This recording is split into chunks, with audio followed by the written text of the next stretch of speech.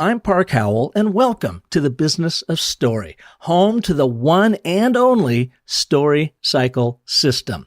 Do you want people to actually give a crap about you and your purpose-driven company? Then our proven system will help you tell them a better friggin' story. And that's the secret sauce, folks. You gotta have a better, clear story. You can get started right now by downloading your 64-page DIY brand story strategy workbook at businessofstory.com. It's filled with examples, links to tutorial videos, and will help you clarify your story to grow your revenue and amplify your impact. And if you're really proud of how your brand story comes together, let me know. We might put you on our show to share your new narrative with the world. So download your Story Cycle Guide right now as you listen to today's show. I thought it was just a stupid picture of a pig in the ocean. But after hearing that story, I had to have it. Now I wasn't just buying a picture. I was buying a story. Story literally made the picture worth more money to me. That's what businesses are about. People buy brands. People buy stories much more than anything else. I work with a lot of big enterprise companies, but let's just say I always tell folks, drop the PowerPoint, close your laptops, start with your story. If you want people to get engaged and you want people to act, you have to tell them an emotionally powerful story. That's with great characters, it's with uncertain outcomes, and it's with high stakes and drama. All business strategy is a story.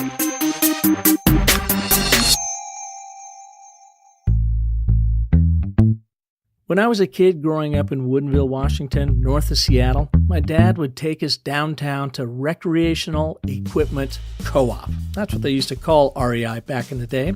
This was in the 1970s, and REI was nothing more than a store in a dank basement with outdoor wear piled high on folding tables. I remember an overhead water pipe leaking on a down jacket in the middle of the table, and nobody much seemed to care. Hell, they figured that that's what the damn thing was built to do, so let it drip. That was the character of the place, which was simply a reflection of the rugged Pacific Northwest. At least that's what this young boy took in. Then my dad crouched down and pointed to a fella over in the corner. "You know who that is?" he asked. "No, why should I? I'm like 7 years old," I thought. "That's Lou Whitaker." He sort of whispered so as not to look like a groupie, I suppose. Well, Whitaker is a legendary mountain climber from Seattle and founder of Rainier Mountaineering.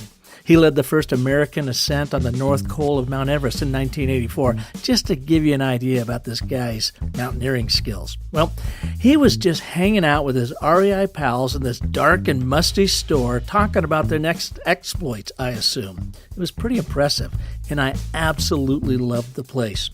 Now, it's been over 40 years, and REI has grown to become the mega outdoor retailer you know today. So I was impressed the moment I saw REI's new Opt Outside campaign 2 years ago. It felt as authentic to me when they launched it as that first store did back in the day. REI's Opt Outside campaign encourages consumers to opt out of the madness of Black Friday shopping the day after Thanksgiving and do something, anything, in the great outdoors. The campaign spoke to me as a brand truly living its story and encouraging others to join the journey. A year ago, I reached out to Paul Venables, founder of Venables Bell and Partners, the San Francisco agency at the heart of the creation of the Opt Outside movement. I invited him on the show to talk about it, but he didn't want to take credit for it. Instead, he pointed me to his associate partner and creative director, Lee Einhorn, the gentleman who is really at the heart of this program. So now, as we head into Thanksgiving week and the third year of REI's Black Friday movement, I'm honored to have Lee on our show to take us through the development of the campaign. This episode is especially meaningful for me because as you listen to this show, I am with my parents in Seattle getting ready for another wonderful holiday. And I can guarantee you that even though they're 91 and 92 years old, they'll both be opting outside this Friday, like millions of other Americans. So how did REI do it? Well, here's Lee to show us how. Hey, Lee, welcome to the show. Thanks a lot for having me. Appreciate it. Well, here we are, the beginning of Thanksgiving week, leading into Black Friday, and perhaps one of my favorite campaigns of all time, and that's the Opt Outside campaign for REI. And you're one of the guys right at the middle of this. So I'm so excited to have you on here and talk about this program. Well, I love talking about it, so thanks. Let's go back a little bit. You have also worked in some pretty other amazing campaigns, Truth in particular, on helping to curb teenage smoking and whatnot. Can you give us a bit of a backstory about how did you get into advertising in the first place? And do these kinds of campaigns just naturally involve you? Well, going all the way back to when I was a teen, I would actually have my mom give me clients to then go into my room, and this was before computers, and I would physically draw out print ads for different clients. So I knew I wanted to work in advertising from a pretty early age. I studied art history. I went to art school after that. My first job was actually as a media planner in advertising, which was definitely the wrong department for me. But I quickly sort of righted that, went back, studied graphic design a bit more. And then as soon as I came out, was ready to go find a creative job. And one of the first jobs I had is actually the second agency I worked for, was to work on the Truth campaign at Arnold in Boston. And it was pretty much a dream first job in advertising. I mean, it was getting to jump in right away on a big national budget is always awesome, but to be able to do something that actually had some meaning and was actually out there not to sell to people, but to go and actually try to help a certain group of people, it was really pretty special. Kind of change behavior and kind of rail against the duplicity of the big tobacco. I loved some of the approach in this, where I think you guys went out and you spoke to a lot of teenagers, did research, and they love smoking because it's rebellious. But then you just had to reframe that story about rebellion and said, do you realize that the old folks that are running big tobacco are just totally using you? You essentially are tools to them. So why don't you rebel against them and turn away from tobacco? Exactly. It was, it was finding the other thing to rebel against, which was big tobacco, really identifying that enemy. And, one of the big things was we never said don't smoke to kids, because typically from the research we did, you tell a teenager not to do something and then they're going to go do that right away. Right. So instead, we created this brand and found this enemy in the tobacco companies. And it just became, it so quickly became this amazing movement that, eventually I think saw, teen smoking rates dropped by about 29% at the height of it when we were working on it. And it was also just really fun, amazing work to do. It was very non-traditional in every way. We had the budgets to go make big Super Bowl-y sized television commercials, but our approach was very different. There was a lot of activism kind of involved in it, a lot of filmed activism, a lot of, stunts in some ways, where we would really take it out to the streets, to where people were hanging out, where these kids were that we wanted to talk to, and at times even right to big tobacco. I mean, one of the first famous things we worked on was, placing body bags outside of Philip Morris in New York City, and that was sort of the campaign that kicked it all off. And from there, it just sort of took off, that we knew we seldom did a commercial that wasn't involved, there wasn't some kind of spy camera involved, or, some sort of shooting that people didn't necessarily know about. Yeah, the body bag stunt, man, I remember that like it was yesterday. And when I was reading up on that, I didn't realize it was way back in like 2000. So that's almost 17 years ago. I can't believe it. I know. But that campaign. God, that's how long I've been doing this. Yeah. Oh, believe me, I've got you beat by a long shot. But it's just indelibly stamped in my mind of how visual that was, and what it was about. 1,200 body bags you rolled out there and hollering Yep, 1,200. You're killing 1,200 people a day with tobacco. So yeah, well, I mean, every one of the stunts that we did would be based on a fact. So the 1,200 was that number that you just mentioned. Had that that's how many people die a day from smoking or secondhand smoking. So, the facts were what, and it was hard. I mean, for my first job in advertising as a creative, I spoke to more lawyers as a young creative, just because we had to substantiate all these things, all these different facts that we wanted to go out and sort of make into the Truth campaign. And just to answer your, where we started before this question, I think being able to work on that from the beginning has definitely for me, I've always been searching for that sort of like finding meaning in the different campaigns that I'm working on. And, very often I'm just advertising the latest car, from Audi, or this beer, or, whatever consumer packaged goods product it might be. But, I've always tried to bring something in, whether it's a side campaign that does something for good. So when something like REI, came up, and at the heart of what that company wanted to do was to make a statement and do something different. I think besides the Truth campaign, for me, that's the one other, thing that I've gotten to be at the center of and be part of that was just special, because it went beyond advertising. And what did you feel, since you were so young into the industry of the Truth campaign, what did you learn in that campaign that you were able to leverage when you started, creative directing and planning the Opt Outside campaign? I think using our power for good was kind of, how we thought about it. When we did the Truth campaign, and I think, and also like getting that movement going. I think the movement thing is probably the best correlation between the two. We with the Truth campaign, it was about getting, speaking to teens in a language that we should be speaking to them in, not as authoritative parents telling them what to do or not to do, but kind of becoming one of them and getting this movement started and supplying the movement with all the tools they would need. Really giving it back to them. I think both REI and Truth, it was like our job was to sort of strike the match and get things, fan the fires as they got started. But then people just took it on themselves, and it was the people that made the campaigns, both campaigns, as big as they were. Yeah, so you think about it, maybe not so much from a traditional advertising marketing campaign approach, but really more about creating a movement that stirs people into action and gets them thinking about it. So you're not telling them or declaring for them what they need to do, but help them arrive at what that is, I suppose. Yeah, and I mean, like you said, 17 years ago versus today, the tools that we have today to do that with social media, right?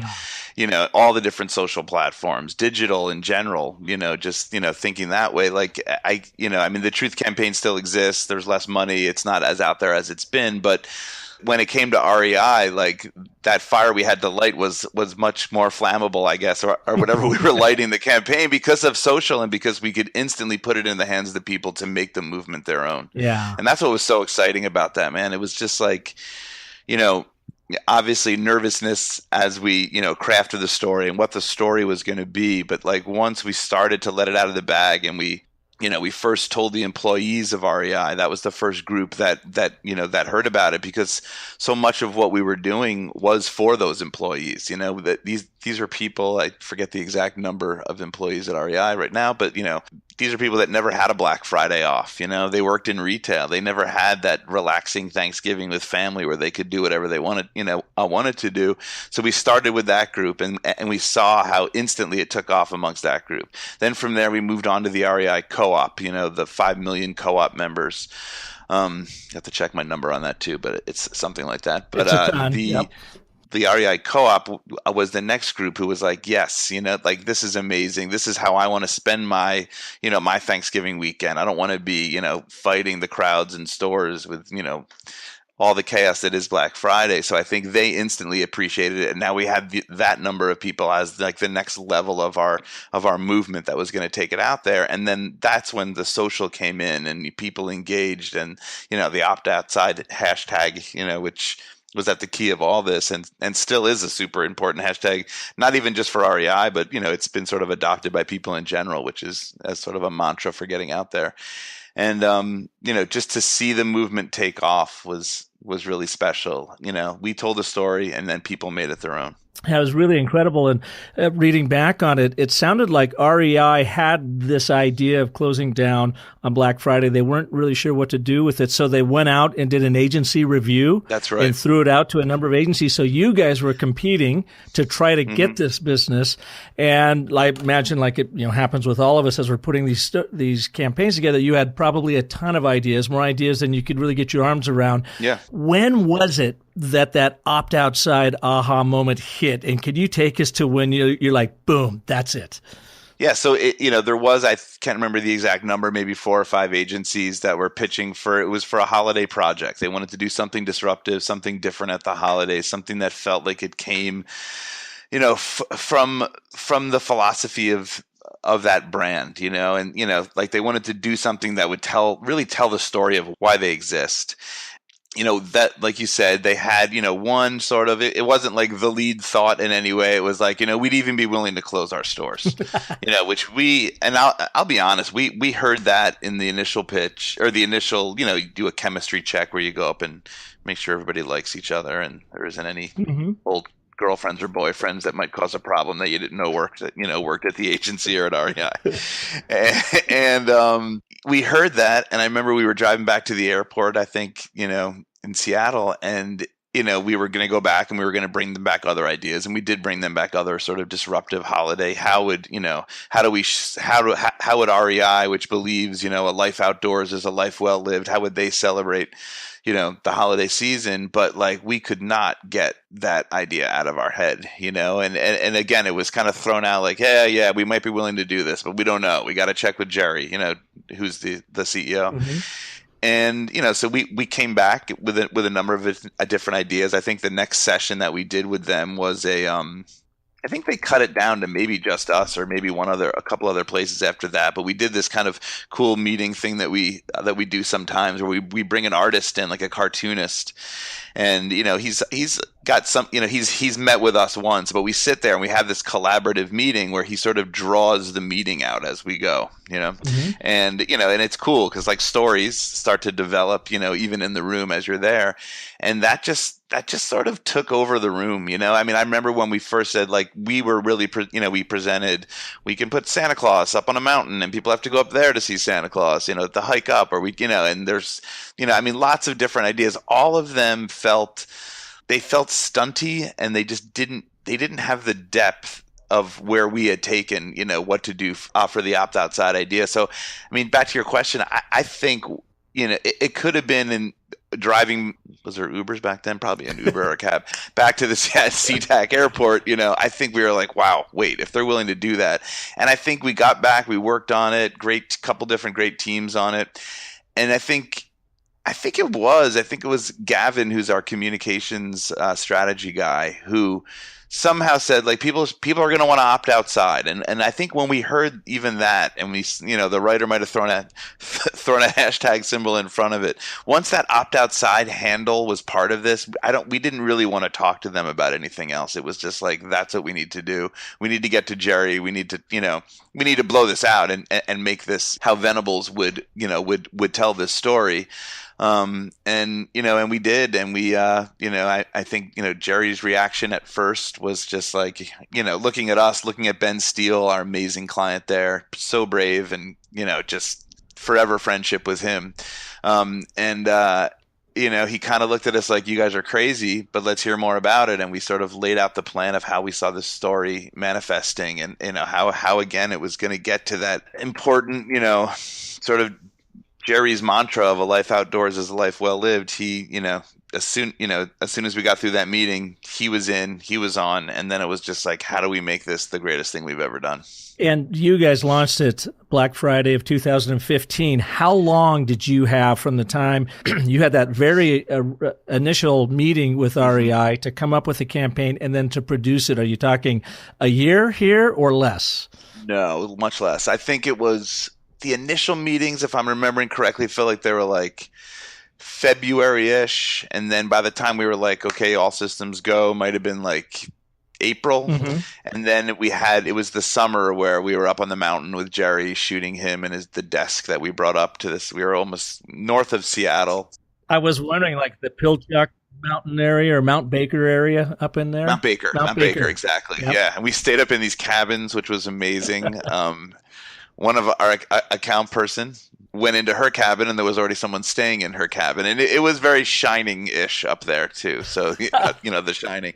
So it was a little creepy. She ended up coming back and sleeping on the couch, at the place I shared with a few other guys. But I mean, we were out there, and I think that was out there in the middle of nowhere, creating this thing about getting out there, and and it was all pretty perfect. I mean, nice story from that shoot too. Jerry, the CEO, we were filming with him. We had, full camera crew, full production crew up on this mountain, great vantage point, it was winter, but there was snowy things, or it was not winter, it was like summer, but already snow up on peaks and stuff like that.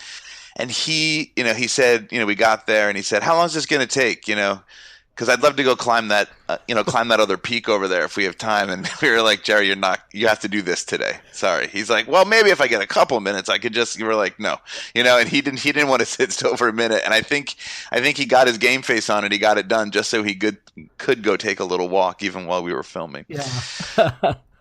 It's great. So then it was by September, I think we were kind of locked in. By October, mid-October is when maybe like sometime in October is when we let the employees know. So, we had maybe 3 or 4 months, and we actually built, we were up in Seattle a lot. We had a war room up there that included us and the media company, the PR company, employees from there, this horrible windowless room, to be honest, for the opposite of what it means to get outside. But that's, that was, it was lockdown, and it was exciting and fun, and just, it made the fact, it wasn't easy. And the fact that it took off the way it did just made it that much more special. Well, in REI's brand purpose, I think I read somewhere, and maybe I connected the dots that it's its brand purpose, but it says REI exists to get people outdoors. That's its whole shtick. So when you land on something like Opt Outside, which is much more than just a hashtag, it's a call to action. But it's a call to action coming from the very soul of the brand. And it just must have been a wonderful moment when you hit on it, and it's like, there it is. We got it. And then you just start growing from it from there. Another part of the campaign that I found interesting that sounded like you guys kind of happened upon and then it took off was your meme generator. You like the meme generator idea. It was really easy for people to take pictures of themselves opting outside and sharing that. Oh, yeah. But it became the mechanism that really added to the virality of the campaign. Is that right? Oh, yeah. And that wasn't just, that was a very thought out thing, actually. We didn't just happen to, that was the idea behind that was going to be our tool. That was going to be our thing that helped this movement start. We wanted to put something in the hands of the people so they could raise their hand. They could say, yes, I agree. I'm going to opt outside too. But that was the thing that, for me, and this is, going back to my mom and my early advertising career when I was 14, like when I started seeing on Facebook her friends doing this, having no idea that, it was from this world that I was in, like that's when I knew, like when you create something that goes beyond sort of your little advertising bubble of people on your social media platforms, and it's not just the people you follow, in a business sense, like that's when the spread happened. And it was that tool that let people do that. It was that tool that allowed people to make it personal, that let people make it their own. We gave people pictures they could choose from, things that they could write down to say what they were going to do when they go outside. But the whole idea was that, we wanted people to make it theirs and engage, and then if they wanted to just say, I'll be biking and use one of the things that we supplied them, that's great too. But it was so great to see how people, again, helped the movement happen by making it their own. Well, and you made it really, really easy, and you placed them at the center of the story. So the story is not about REI. Really, it's about REI making something happen that then can bring in, the collective, the community around it. And you don't even have to be an REI shopper to appreciate it. No. But what a way to be introduced to the brand, I'd say. Oh, yeah. And they got a lot of new co-op members from it. Those numbers were up. Not that, again, it wasn't about this, but, they were willing to give up the money they'd make on that day just for that goodwill and just to spread that philosophy. That was, like you said, at the heart of the company. And, it's always a bonus when, people decided to come in droves over the next couple of weeks to REI and do their holiday shopping there. Yeah. So. I was presenting, doing a workshop here in Phoenix a couple of weeks ago for the International Association of Business Communicators, and it was all about CSR brand storytelling, corporate social responsibility. Sure. And I went through a couple different campaigns, and the very last one was I landed on Opt Outside, and the entire room lit up. And these are CSR and PR directors. And then I got to thinking, did you guys ever think of this as a CSR campaign, or did it just naturally evolve to be that? Just naturally, and that's what was so cool. And that's what took me back to truth, which was that's what that was too, And it's amazing because so many brands since then, So to answer your question, no, 100% this was not set out to be that. I don't think CSR since then comes up with everyone, that comes to us and says, "Oh, that REI campaign, what's our CSR campaign going to be?" And I'd like to go back and say, like, you know what? That was a campaign from that brand that was, truly who they are. And the goal was not to go do, I'm sure you've seen on Saturday Night Live, maybe you haven't, that hard cut Cheetos skit that Alec Baldwin did, and the truth is it comes up a lot. And after REI, we got a lot of calls for that kind of stuff. And, some we've taken, some we haven't, but we always did remind people that that's not where it started from. And, any storytelling, like I also lead the branded entertainment group here at Venables as well as one of my associate partner duties. And, that's another one where, like, it's really easy to go to the CSR for that kind of stuff as well. Find the documentary about, I can't think of an example right now, but that it's an easy branded entertainment sort of docu thing to check off. But all of that work, those stories that we want to tell, I mean, they all need to have that sort of amazing something at the center of it, that amazing heart that's there. And then you can go tell any kind of story, and it might be a CSR type thing, but it might just be something, a really great scripted comedy, something that makes sense because you still see the heart of the brand in it. So my hope is that, more and more we're going to be, like, we like doing those corporate social responsibility things when they make sense. But I think it's tough when you can get put into the trap of just doing it just to do it if there really isn't something there at the heart of it. I mean, so many CSR programs just seem to be bolt-ons, that they're just trying, like you say, check something off, and so they don't ring true. Patagonia's always been really good in this area, and they came in last year on Black Friday and did their 100% for the planet. Gave away apparently 100%, $10 million in revenue or something like that to various causes. Yep. Was that a reaction to what REI was doing, or were they just kind of also jumping on board saying REI's got something here and we're going to do our part in our own way? Yeah. I mean, they're definitely frenemies to REI, right? I mean, they sell a lot of, REI sells a lot of Patagonia stuff. We actually talked a lot about that.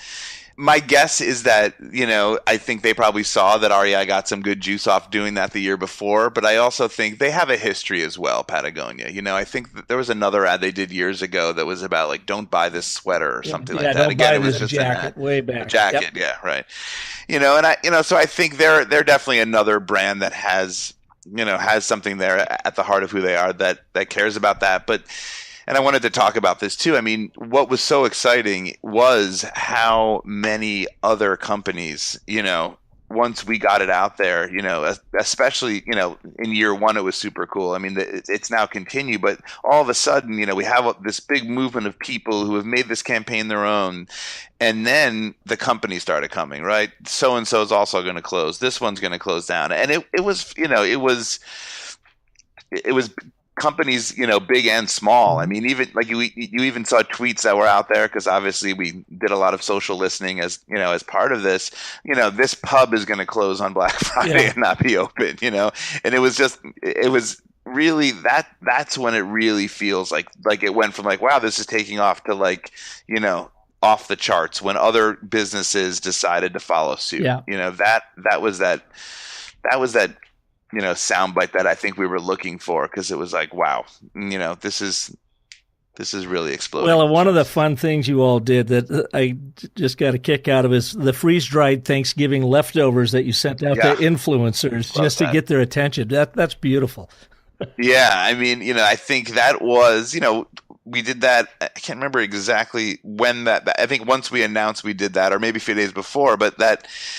And I remember, just brainstorming that idea with Adam and Avery, who were the main team that I had working on that. And, we just, like, to get things out to influencers, to get their social response, and thanking the brand for it, because, like, it just made things that much more legit when you have that hiker, biker, kayaker, I can't remember all the different people that we went out to. When you have that person that you admire, that's like, showing this goodwill from the brand. I mean, we got people asking, where else, how can they get this? Are there more somewhere? We'll pay, we'll do this for it. So it was it was just another, it was, like I said, we were super meticulous on how we got this message out there, and, very planned that on this date this would drop, and this date this would drop, and then we'd come out with the patch that we'd sell in the store, and then we'd drop Jerry's video, and so much planning went into it. It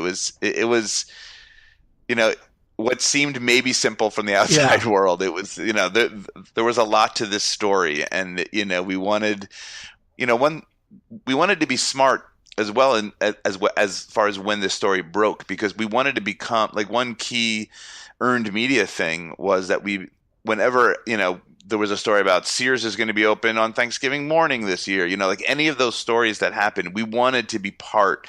This is part of our PR strategy. We wanted to become part of those stories. So whenever they talked about the negative of Black Friday, we always got a mention at the beginning or end of that, unlike REI, who's not opening this year, and that actually went into last year too. And I'm, anticipating more this year, even still, where, we were still part of the story. And we really maintained this like pretty high level of chatter, about the campaign from the minute we dropped it, until probably Christmas. So. Well, and you mentioned earlier, back when you were talking about the Truth campaign, of having to have a villain and have a better story to that anti-story. So in this case, I would imagine the villain was the blatant consumerism of Black Friday over a family holiday. That is your villain, and REI is here to show you a different way.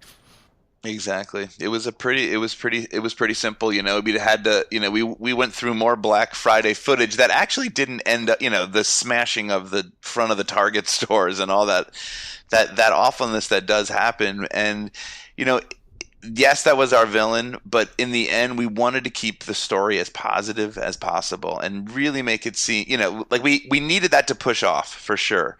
But working with REI, the more that we could just keep it about the positivity of what it means, to go outside, spend time with family, we tried to weigh it more there than, it all being about the anti the whole time. And I saw some reports too that when you have such a great story like this, a great campaign, you're going to get the trolls that show up and say, "Oh, REI is just greenwashing. They don't really care about this. It's just a stunt to sell you more stuff on Saturday." What did you guys think about that, and how were you prepared to push off of that when it was bound to show up? Sure. I mean, I think you always anticipate something like that's going to happen. There's just always going to be that other side. I mean, I'll be honest, I think we looked past a lot of it. We definitely didn't respond to it. I feel like the more you dig in, to things like that, with people pushing off, the more, that they just kind of fire back, and it just sort of gains power. I think REI was very clear in their bravery that they didn't care what other people said. This is what they were going to do. People could think what they want to think, but we did try to be very clear from the beginning that this was not a stunt. This wasn't a stunt to just, like you said, get people there shopping on Saturday. And because it came, again, I know I keep saying this, but from the heart of what they believe in. It was hard for people to punch holes in it because, you go to the store, you talk to these employees who have worked there for a long time. Like the average, these are like dedicated long-term retail people, and they're there because they not only love what they sell, but they love participating in the activities, that what they sell pushes them towards. And I think, no campaign is ever, foolproof in any way, but like it was hard for people to really punch holes in it if they looked deep into who they were as a company and what we were trying to say. And again, we gave a lot of this out to the people, as you said. They were the movement. We lit the fire. We made our statement, and then it was our little meme thing that went out there, and all the other stuff that that all the different tools that we built, that spoke for themselves. So yeah, you allowed them again to be the center of the story, and they owned it. It was so well done. From my perspective, I asked myself after the first one, I thought, okay, how much planning went into year 2, year 3, and beyond?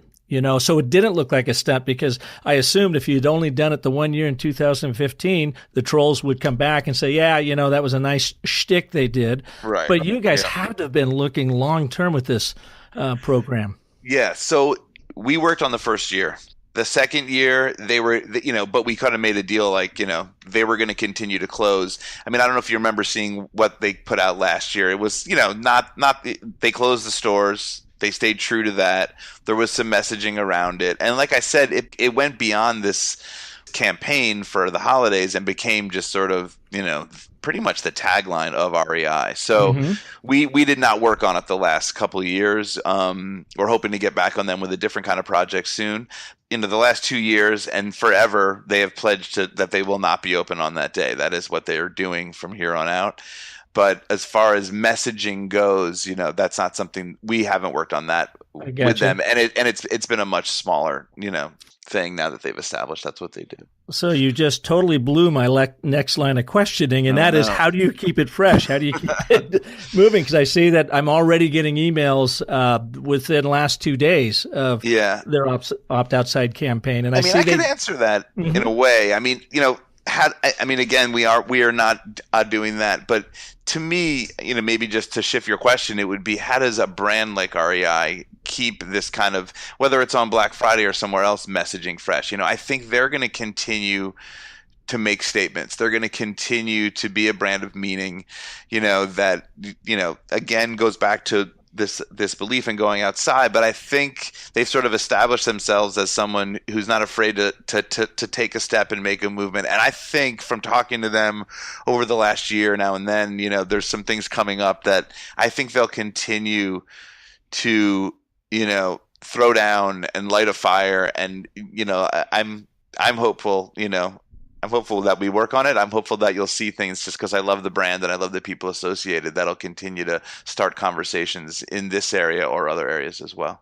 Well, I loved what you've done with it too, of course. And when I look at what they sent me, how do you want to hashtag opt outside? They're also opening up for a lot of other hashtags. So I guess even though it might be adding to the confusion of which hashtag do you want me to use on this, I guess the idea is to start playing into other people's stories and the hashtags that they're already using and combine the two to help grow the campaign.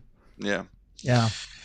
Well, and like you said, it all starts from the heart. You've got to be authentic. You've got to have the right story moving forward. And once you've got that, you don't even have to defend it. You can say, this is just who we are, and this is what we do, and this is why we are taking a stance in this. And like you said, the bravery of it all. And I know that's a big part of it. It really is. And, I think we tell a lot of film stories, right? I mean, this agency has done a lot of, very well-known television commercials, longer kind of films. What I love so much, just, getting back to, just talking about story for one more second, was how we told this story was in such a non-traditional way. And, I think it just shows that, like, all the tools that we have available to us today, the different social media platforms, different digital tools, mobile first things, etc.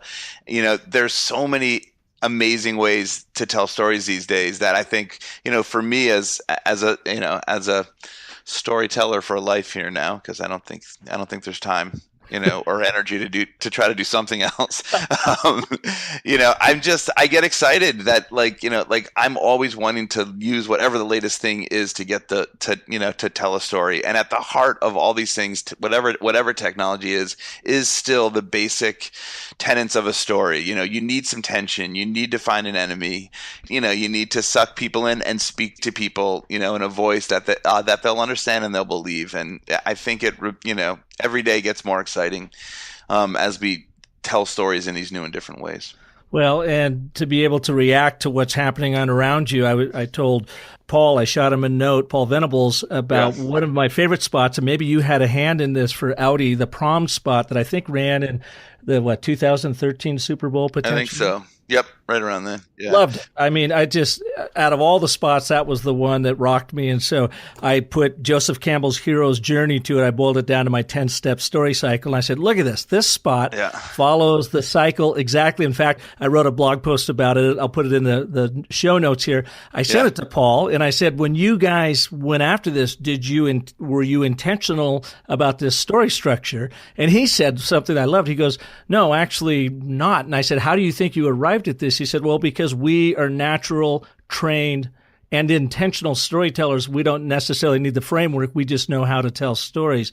Yeah. But for all of those that don't work for your great firm or don't feel like they are great storytellers, you can follow an intentional framework, not a formula, but a framework to help you get to those points. Definitely. Yeah, that sounds like a Paul Venables answer for sure. And I didn't have, I did not work directly on that, but it is one of my favorites as well. And I think whether or not the team, on it was following an exact thing or not, I think they know those elements that need to go in to tell a good story. Yeah. That's what I think too. And I got to tell you, I can't show it anymore at workshops because here's what happened starting this time last year. I used to use it as an example, take them through the process. I'd show the spot and say, now let's just dissect the spot. And you'll see that these storytellers hit on all these points, and they just are innately good and they're trained at what they do. But when the young man steals the kiss from the prom queen, I can't show that anymore because of what Trump did. Oh, God. And people rail against me. I mean, I get shit about that. So I had to literally take it out of my presentations because it was touching such a nerve. Oh, man. All right. Well, yeah. I'll send you a new spot soon with a great story that you can. I would love to replace it. But what that also tells me is it is a story that connects. And that's what you're doing. And with all the political correctness aside, the way you guys shot it, I felt like it was the innocence of youth. Yeah. And, you're just capturing something that we've all been through one way, shape, or form that's not creepy. It was done in a fun way. Right. But, it's funny. It's like I think it was Lee Cloud I think it was his quote, or maybe Jay Scheid or something. But, when people can see themselves in a piece of film, in a story, or see their mom or that uncle they have or whatever, that's what helps them to connect, and I think that was one from like the bratty little sister to, the sort of, kid at the prom who doesn't want to really be there and whatever, I think like every great story has that connection, and that's what we strive for all the time. I love it too. And you even put the moral of the story at the end of it, bravery. It's what defines us. So it defines us as a brand, and it's the value you can connect with your audiences. And I guess you're really more important than anything, not only in just ad campaigns, but in movements as you've created them throughout your career, that it's connecting those beliefs and values. Yep. Yeah. Agree. Well, Lee, thank you so much. Any parting words for our listeners out there that are trying to tell better stories? Gosh, I feel like we've covered it all. Yeah. I don't know. I want to have something super witty to say, but I think I'm storied out at the moment. But I just thank you so much for having me. It was super fun, and I'll be happy to come back anytime once I go create the next movement.